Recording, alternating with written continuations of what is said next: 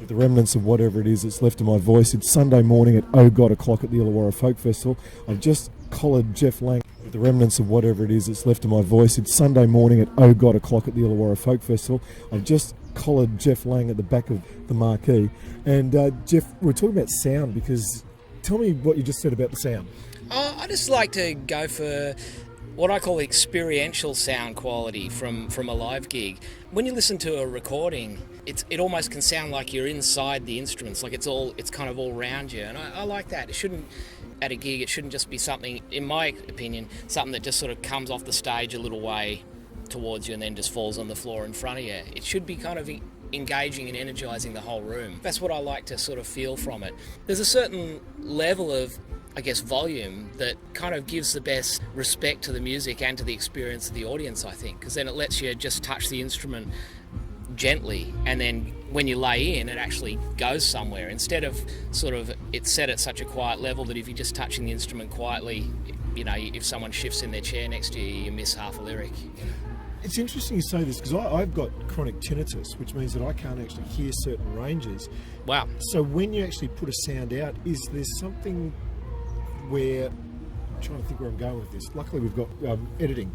Does it become overwhelming, or is there something in the volume or the range? It's tonal quality as well. I mean, you don't want it just to be loud and harsh or something. Yeah. I mean, it's not about being loud above all else. It's about music having the right dynamic range, so and having the right light and shade. Okay. That's where it's at for me. So, you know, light and shade. Yeah. Not just one or the other. It's not about, if you came out with it really loud and just started roaring away and hammering the instruments and just sort of yelling at the crowd for an hour, that gets tiresome really quickly. Sure. You know, at a gig like yesterday's at the festival, we started off with the first couple of songs were very hardly touching the instruments, very gentle sort of pieces, but because of where we had the PA set and the tonal range of the instruments, then you can hear every single bit of it, and it's got real depth and dynamic range. I mean, it's a personal thing, it's subjective, you know.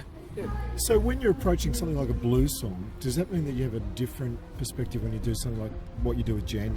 It's like a different approach? Well, I don't really do what I would term blues repertoire. Okay. So, I mean, I think of what I do as songwriting, and whatever style it ends up being is what it is. It's like a mongrel music, ultimately. I don't really approach the sound issue differently. The configuration might change. I mean, I did a show recently with a couple of guys from Rajasthan and with Bobby Singh at the Paramsala Festival, and for that one, knowing that there was going to be tabla, there was going to be these rhythmic percussion instruments called the kartals, and also sarangi, which is not a very loud instrument but beautiful and rich, and they were going to just be miking up. So I just picked an instrument that would work really well with just a microphone on it, and went so that you're all in the same world, so that the sound reinforcement is portraying something that is uniform across the board and complementary. So you know, I do think of it like that.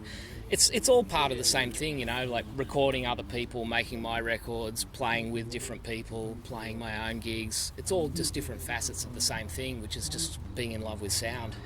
Awesome. What does 2013 hold for Jeff Lang?